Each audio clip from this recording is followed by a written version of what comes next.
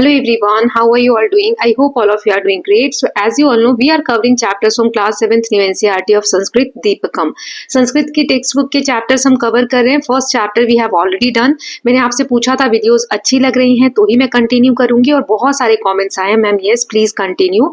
सो chapter 2 इसमें हम देखने वाले हैं द्वितीय पाठ नित्यम पिबामः सुभाषित रसम. अब ये क्या होता है, इसमें क्या जानने वाले हैं वो आगे देखेंगे. अभी तक आपने पहले चैप्टर की वीडियो नहीं देखी है so please go through that. Okay, so ये इस चैप्टर का पार्ट 1 है. कंटेंट शीट आप देख सकते हो, इसमें हम सेकंड चैप्टर कवर करने वाले हैं. सो चलिए स्टार्ट करते हैं. सो यहाँ लिखा है महोदया अस्माकं विद्यालयस्य भितौ अयोग्य पुरुषो नास्ति योजकस्तत्र दुर्लभा इति लिखितम अस्ति. तो यहाँ पर बच्चे टीचर को बोलते हैं कि सर हमारे विद्यालय की भित मतलब होता है दीवार पर ये कोट लिखा हुआ है. इस कोट ये लिखितम अस्ति मतलब लिखा हुआ है. अस्य का भाव, इसका क्या भाव है, क्या मीनिंग है. इति कृपया बोधयतु, कृपया करके ये हमें बताइए. देखिए यहाँ पे सारे मीनिंग लिखे हैं. महोदय मतलब गुरुजी, विद्यालय मतलब विद्यालय का, अयोग्य मतलब अयोग्य, पुरुष मतलब मनुष्य, नास्ति मतलब नहीं होता, ये आगे अभी आएगा वर्ड है ना. दुर्लभ मतलब जो कठिन होता है, बोधयतु मतलब समझाइए. तो ये जो लिखा हुआ है कोट, इसका क्या मतलब है ये बच्चे पूछ रहे हैं टीचर से, जो कि दीवार पे लिखा हुआ है स्कूल की. सो टीचर कहते हैं भो सुशीले अस्य भावार्थ अस्ति यत् अस्मिन् जगति कोऽपि अयोग्य न अस्ति. अब इसका मतलब क्या है, तो टीचर कहते हैं कि इसका भावार्थ मतलब कि मीनिंग यह है कि इस जगत में, जगति मतलब दुनिया में, कोऽपि मतलब कोई भी अयोग्य नहीं है, नास्ति मतलब नहीं होता, ये लिखा है ना. सो इस जगह में, इस जगत में, इस दुनिया में कोई भी अयोग्य नहीं है. ऐसा कोई व्यक्ति नहीं है जिसके अंदर कोई योग्यता ना हो.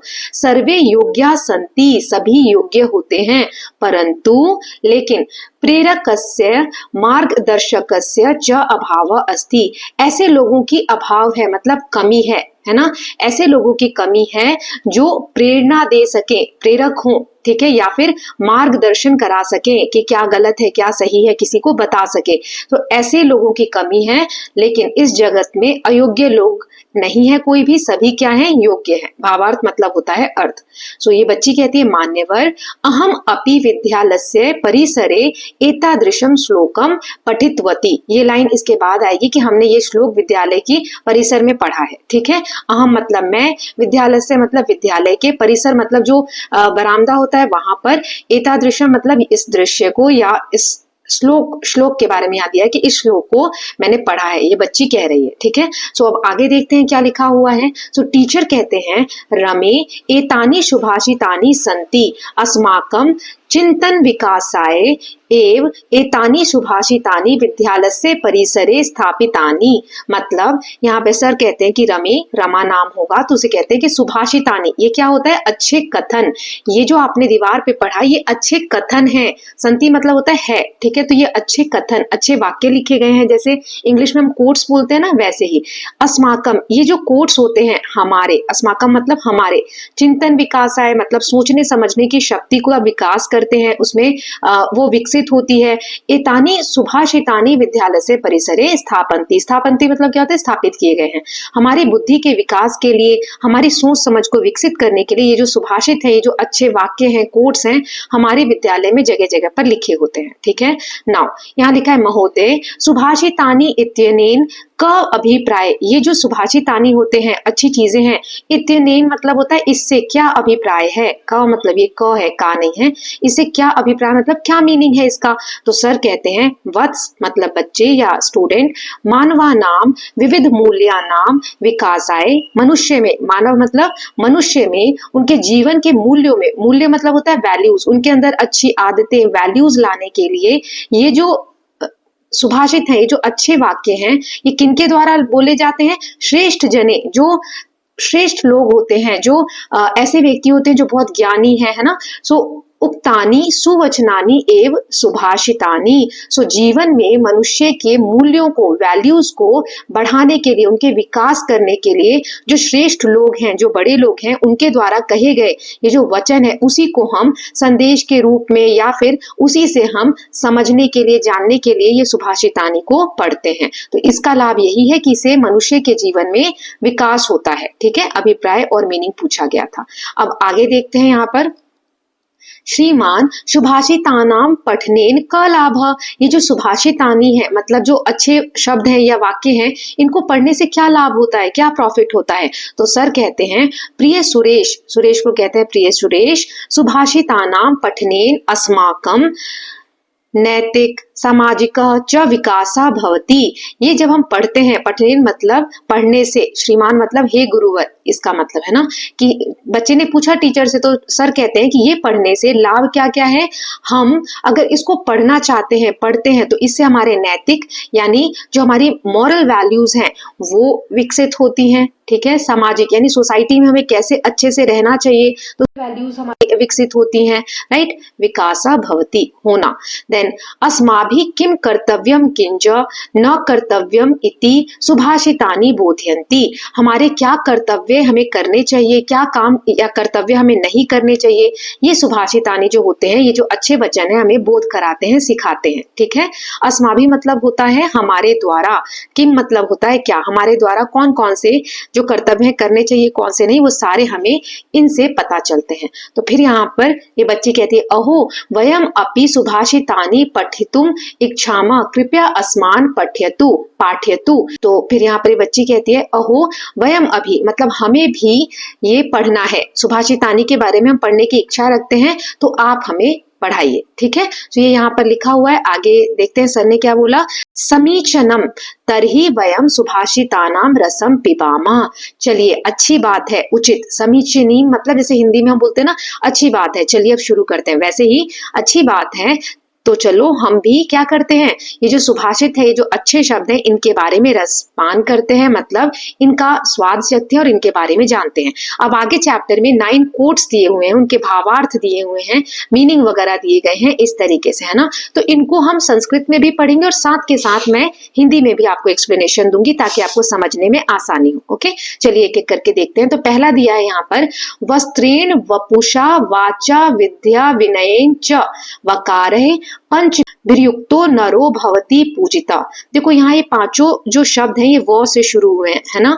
तो इसका मतलब क्या है, वस्त्रेण मतलब वस्त्र से, है ना, वपुषा मतलब शरीर से, यहाँ जो लिखा है, वाचा मतलब वाणी से, विद्या मतलब जो हमारे पास ज्ञान है उससे, विनयन मतलब कि हम कितने आराम से नर्म व्यवहार से सबके साथ बात करते हैं, च मतलब होता है और। ठीक है, वकारे, ये जो व से निकलने वाले 5 शब्द हैं, ये जो पांचों शब्द हैं जिसमें व की वाणी आ रही है, नरो भवति पूजिता, तो जिनके पास ये पांचों गुण हैं उन नर मतलब मनुष्यों की भवति मतलब होती है क्या, पूजा, वो मनुष्य पूजनीय होते हैं। पदच्छेद मतलब क्या होता है, ये जो पूरा पद दिया हुआ है इसमें कौन कौन से शब्दों से मिलकर बना है वो दिया गया है। ठीक है, यहाँ पे अन्वय दिया हुआ है कि इसको संक्षिप्त में इसका मतलब दिया है। अब भावार्थ देखते हैं।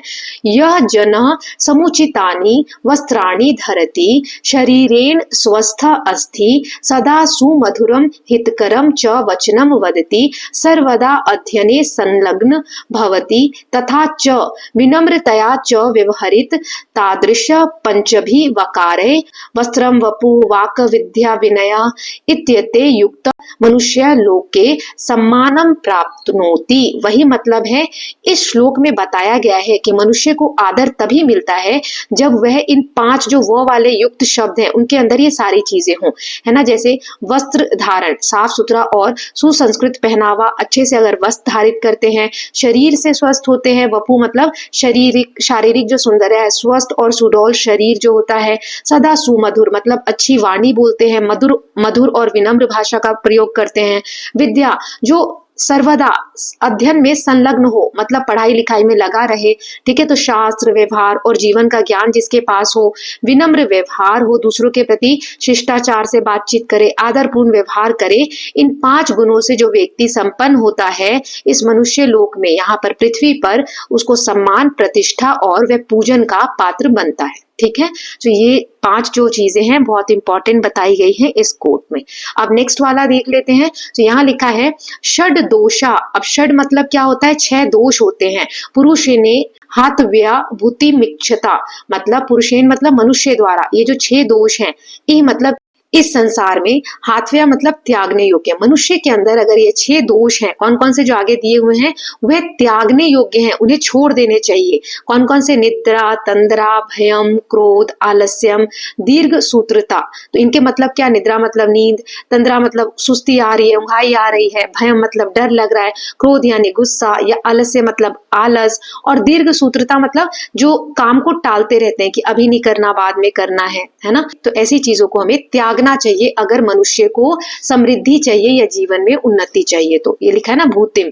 और इक्षता मतलब इच्छा चाहने वाले, है ना। तो जो ऐसी इच्छा रखते हैं कि उनकी समृद्धि हो, उन्नति हो, उन्हें ये 6 जो दोष हैं अपने अंदर से त्याग देने चाहिए। तो यहाँ पर इन शब्दों से मिलकर ये पद बना है और यहाँ भावार्थ दिया हुआ है, अस्मासु निद्रादय षड दोषा भवन्ति। हमारे अंदर ये 6 दोष होते हैं। इति अस्माकम ऐश्वर्यस्य उन्नतेश्च अवरोधका भवन्ति। ये हमारी उन्नति के रास्ते में अवरोध का काम करते हैं, मतलब रुकावट का काम करते हैं। अतः इसलिए यदि मानव स्वजीवने धनिक विद्वान वा भवितुम इच्छति, अगर मनुष्य जीवन में धनिक बनना चाहता है, मतलब समृद्ध बनना चाहता है, पढ़ा लिखा विद्वान बनना चाहता है, ऐसी कुछ भाव या इच्छा रखता है, ऐश्वर्यम वैभवम च प्राप्तुम वांछति तर्हि स, अगर ऐश्वर्य पाना चाहता है, वैभव पाना चाहता है, तो उसे ये सब त्याग देना चाहिए। अति निद्राम, ज्यादा सोना नहीं चाहिए, तंद्राम, आलस नहीं करना चाहिए, है ना। क्रोधम, क्रोध नहीं करना चाहिए, आलस्यम बता दिया। विलंबेन कार्य करणस्य प्रवृत्तिम च एतान षड दोषान परित्यजेत, मतलब परित्यजेत मतलब तो छोड़ देना। ये सारे जो 6 हमने दोष पढ़े, इनको क्या करना चाहिए? इन 6 दोषों को परित्याग कर देना चाहिए, छोड़ देना चाहिए। तो ये हिंदी में भावार्थ है। यदि कोई व्यक्ति जीवन में उन्नति, सुख और सफलता पाना चाहता है तो इन 6 शत्रुओं को छोड़ देना चाहिए। निद्रा मतलब आवश्यकता से अधिक सोना, तंद्रा यानी सुस्ती और निष्क्रियता, कि कोई काम करने में मन न लगना, भय यानी डर जो निर्णय लेने से रोकता है, या क्रोध जो विवेक हर लेता है, जिससे गुस्सा आ जाए हमें तुरंत, आलस्य जो कार्य करने से रोकता है, दीर्घ सूत्रता यानी काम को टालने की आदत, जिसे आजकल प्रोक्रेस्टिनेशन भी कहते हैं। तो इस पद का क्या निष्कर्ष है कि यह 6 दोष जो होते हैं ये सफलता में बाधक है, सफलता नहीं पाने देते हमें। सो व्यक्ति को इनसे ऊपर उठना चाहिए और उन्नति प्राप्त करने के लिए इन 6 का त्याग करना चाहिए। ओके, नाउ अब हम देख लेते हैं। अद्विर गात्राणि शुद्ध्यन्ति मनः सत्येन शुद्ध्यति विद्यात पोभ्याम भूतात्मा बुद्धिर ज्ञानेन शुद्ध्यति। देखो, जब हम रोज नहाते हैं, अद्वित मतलब जल से, गात्राणि मतलब शरीर के अंग, शुद्ध्यन्ति मतलब शुद्ध होते हैं। जल से जब हम रोज नहाते हैं, यहाँ देख सकते हो बच्चा नहा रहा है, तो हमारे शरीर के अंग स्वस्थ रहते हैं। लेकिन मन को स्वस्थ करने के लिए क्या चाहिए? हमें सत्य का पालन करना चाहिए।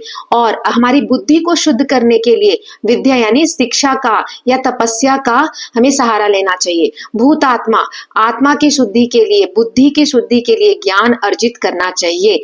ज्ञान से और ये तपस्या से, विद्या से, सत्य बोलने से हमें शुद्धि प्राप्त होती है इन सभी चीजों की। ठीक है, तो ये इन शब्दों से मिलकर पद बना है। भावार्थ देख लेते हैं। प्रतिदिनम स्नानेन मानवस्य शरीरम स्वच्छम भवति। प्रतिदिन स्नान करने से, नहाने से मनुष्य का शरीर स्वच्छ होता है। सत्येन मनः पवित्रम भवति, और सत्य बोलने से मन पवित्र होता है। सत्य कथनेन मनसि द्वंद्व भीति च न भवति। सत्य बोलने से मन के अंदर कोई भय नहीं होता है। नित्यम विद्याभ्यासेन परिश्रमेण च जीवनस्य शुद्धि भवति। हमेशा हमें विद्या का अभ्यास करने से, परिश्रम करने से जीवन में शुद्धि प्राप्ति होती है। ज्ञानेन च बुद्धि निर्मला भवति। ज्ञान पाने से जितना ज्यादा हम पढ़ते हैं, हमारी जो बुद्धि है वो निर्मल होती है, अच्छी होती है।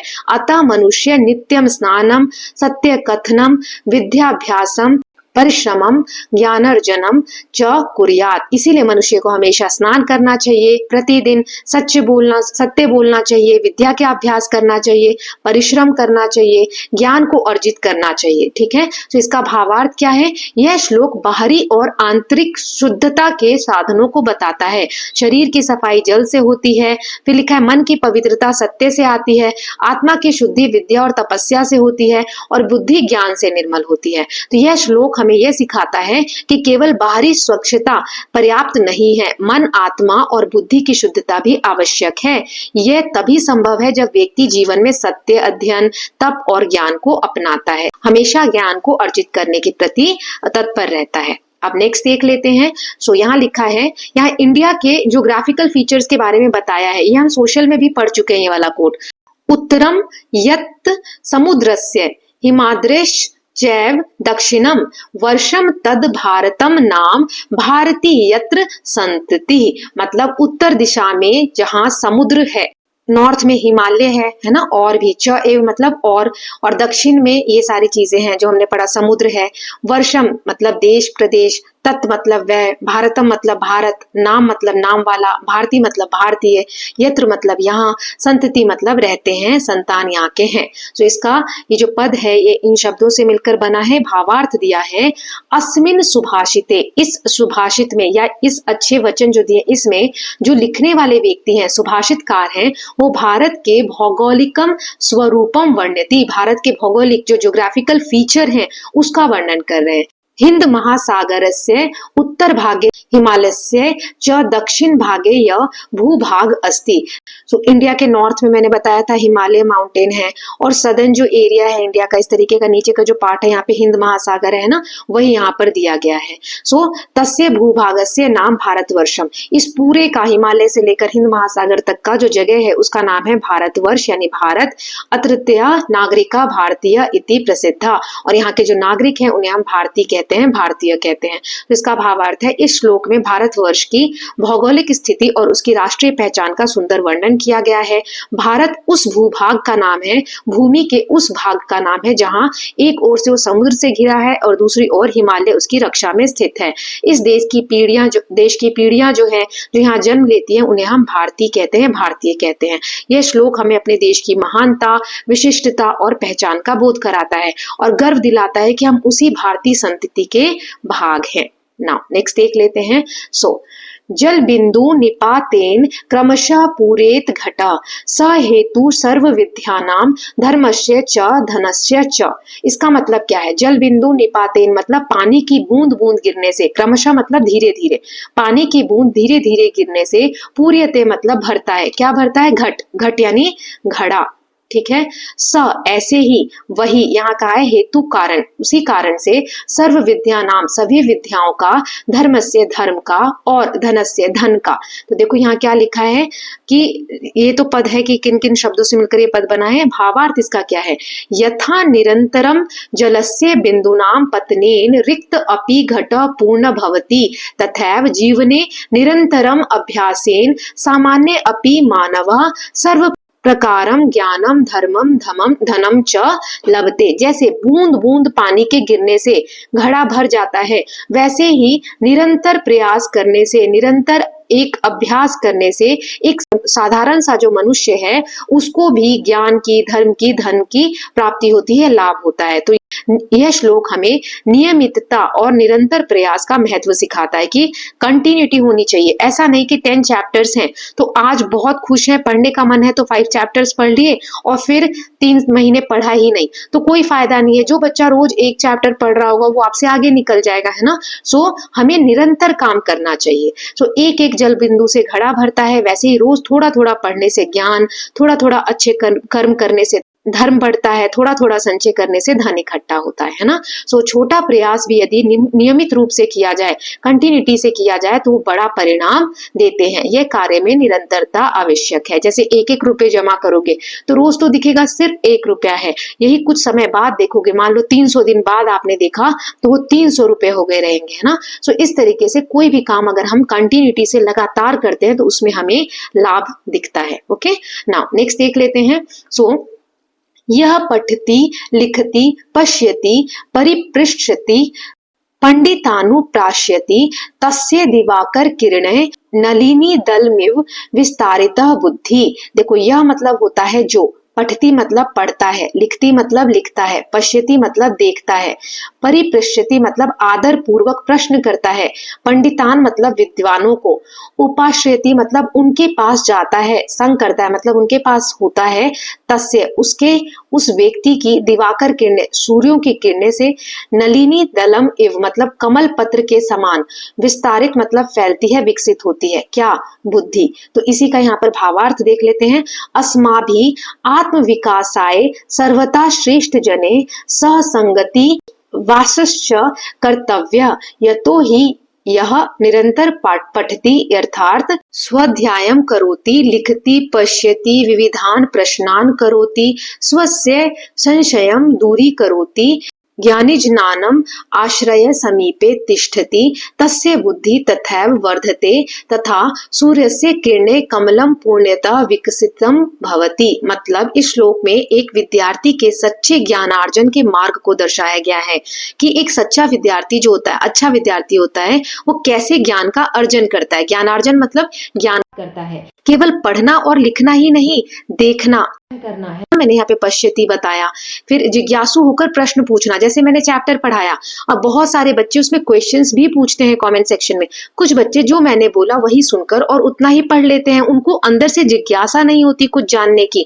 तो ज्ञान को अर्जित करने के लिए हमें जिज्ञासु होना चाहिए। कुछ भी पढ़ रहे हैं तो बहुत सारे मन में क्वेश्चंस आने चाहिए। जितने ज्यादा क्वेश्चंस आएंगे उतने ज्यादा हमें उस टॉपिक पे अच्छे से कंट्रोल होगा, उतना ज्यादा हमें ज्ञान होगा।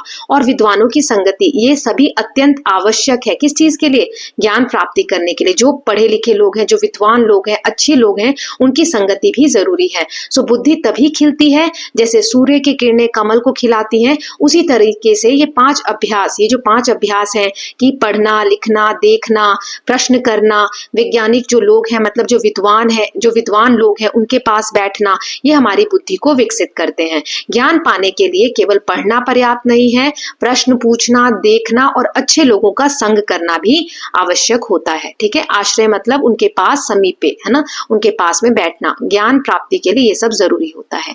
नाउ नेक्स्ट देख लेते हैं। सो प्रिय वाक्य प्रदानेन सर्वे तुष्यन्ति जन्तवः तस्मात् तदैव वक्तव्यम वचने का दरिद्रता।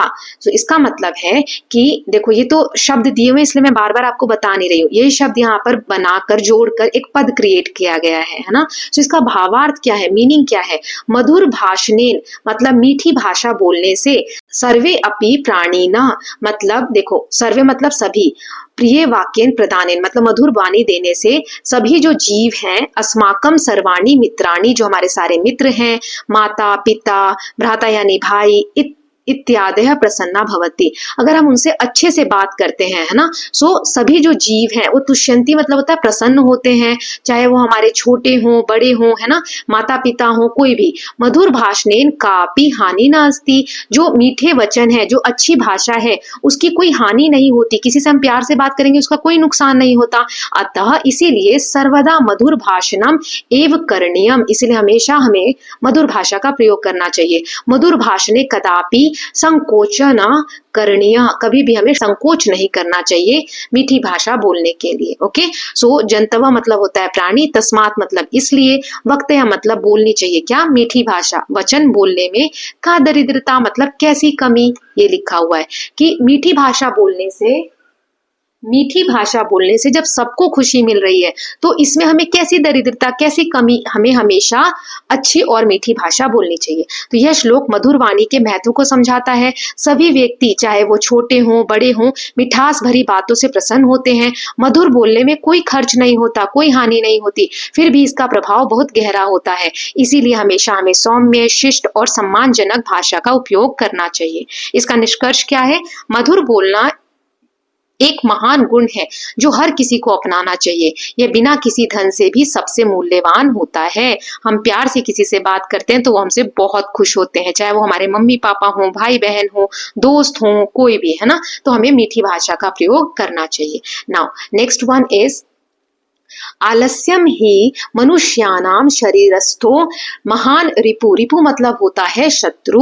आलस्य मतलब आलस जो है वही निश्चय ही मतलब होता है निश्चय, एकदम बिल्कुल निश्चय ही मतलब यही एक ऐसा, आलस ही एक ऐसा कारण है मनुष्य के लिए जो शरीर में स्थित है और ये एक शत्रु होता है, बड़ा शत्रु होता है, महान, है ना। क्यों? नास्तु धम्मस्मो बंधु कृत्वा यम नावसीदति मतलब नास्ति नहीं है उद्धम समा मतलब परिश्रम जैसा, बंधु मतलब मित्र, कृत्वा करके, यम जिसे, फिर है न अवसीदति मतलब वह कभी दुखी नहीं होता, गिरता नहीं। इसका मतलब क्या है? आलस जो है वो मनुष्य के शरीर का सबसे बड़ा शत्रु है, वो हमें कुछ भी जीवन में अच्छा नहीं करने देता। और न अस्तु मतलब कोई नहीं होता, बंधु मतलब मित्र, किसके जैसा मित्र नहीं होता? जो हमेशा मेहनत करते हैं, परिश्रम करते हैं, उनके जैसा कोई मित्र नहीं होता। तो भावार्थ देखते हैं, आलस्यम एवं मनुष्य शरीरे विद्यमान महान शत्रु अस्ति। आलस जो है मनुष्य के शरीर में विद्यमान सबसे बड़ा शत्रु होता है। तत् एव अस्माकं कार्यस्य संपादने अवरोधम भवति, वो हमारे जो कार्य होते हैं उनको पूरा करने में अवरोध देता है, रुकावट पैदा करता है। परिश्रम एव अस्माकं वास्तविकम मित्रम अस्ति, जो परिश्रम होता है, जो मेहनत हम करते हैं, वो मनुष्य का सबसे अच्छा दोस्त होता है। यह परिश्रम करोति स कदापि दुखम न प्राप्तनोति, जो मनुष्य परिश्रम करते हैं, जो मेहनत करते हैं, वो कभी दुख को प्राप्त नहीं करते, मतलब उन्हें कभी दुख नहीं मिलता। तो यह श्लोक आलस्य और परिश्रम की तुलना करता है। आलस्य मनुष्य के भीतर बैठा हुआ एक खतरनाक शत्रु है, ये किसी की उन्नति को रोक देता है। परिश्रम ऐसा मित्र है जो कभी धोखा नहीं देता, जो मेहनत करता है वह अंततः सफल होता है, चाहे राह में कितनी भी कठिनाइयां आ जाएं। तो इसका निष्कर्ष क्या है, कंक्लूजन क्या है? आलस्य छोड़कर हमें परिश्रम को अपनाना चाहिए, यही सफलता और सुख का रास्ता है, मार्ग है। ठीक है, अब लास्ट एक कोट है, अष्टादश पुराणेषु व्यासस्य वचनद्वयम् परोपकार पुण्याय पापाय परपीड़नम, मतलब अष्टादश मतलब होता है 18 पुराण है हमारे, है ना। पुराणेषु मतलब पुराणों में, 18 हमारे जो टोटल पुराण है उसमें जो वेद व्यास जी हैं, व्यासस्य मतलब वेद व्यास जो व्यक्ति, उसमें वेद व्यास के 2 वचन जो दिए गए हैं, वेद व्यास इस व्यक्ति का नाम है, साधु है, इनका नाम है, इनके 2 वचन जो लिखे गए हैं वो सबसे महत्वपूर्ण है कि परोपकार, दूसरों की जो सहायता करते हैं, पुण्याय पुण्य के लिए, और पापाय पाप के लिए, जो दूसरों को पीड़ा पहुंचाते हैं, तो ये काफी होता है पाप के लिए, जो दूसरों की सहायता करते हैं ये बहुत होता है पुण्य के लिए। तो देखो इसका भावार्थ लिखा है कि जो महर्षि वेद व्यास है ना, उनके अष्टादश पुराणा नाम मतलब जो पुराण के जो सार हैं उसमें 2 वचन है। परेशान मतलब दूसरों के लिए, उपकारेण पुण्यम भवति, दूसरों के लिए अगर उपकार का काम करे तो पुण्य होता है। परेशान मतलब दूसरों के लिए पीड़ा देने का काम करते हो तो पाप होता है। अतः अस्माभिः सर्वदा परोपकारा करणीय, अन्यशाम पीड़नम कदापि न करणीयम, हमें हमेशा दूसरों की परोपकार के लिए कार्य करना चाहिए, किसी को पीड़ा नहीं देनी चाहिए। सो यह श्लोक धर्म ग्रंथों का सार मात्र 2 पंक्तियों में प्रस्तुत करता है कि वेद व्यास जी ने 18 पुराणों में जो संदेश दिया है उसका मुख्य सार यही है कि परोपकार यानी दूसरों की भलाई करना पुण्य है और दूसरों को पीड़ा देना पाप है। यह श्लोक मानव धर्म, नैतिकता और सामाजिक सद्भावना का मूल सिद्धांत बताता है। दूसरों के लिए अच्छा करना ही सच्चा धर्म है और दूसरों को दुख देना अधर्म है। सो इसके साथ हमने ये चैप्टर कंप्लीट कर लिया। कैसा लगा आप लोगों को chapter, please let me know. शब्दार्थ पे ध्यान दीजिएगा और मीनिंग पे भी। अब हम नेक्स्ट वीडियो यानी जो पार्ट 2 आएगा इस चैप्टर का, उसमें उसकी एक्सरसाइज देख लेंगे। So I hope all of you are loving these videos. If you are doing so, please like and share it and don't forget to subscribe Kalyan TV channel for more such videos. Thank you so much.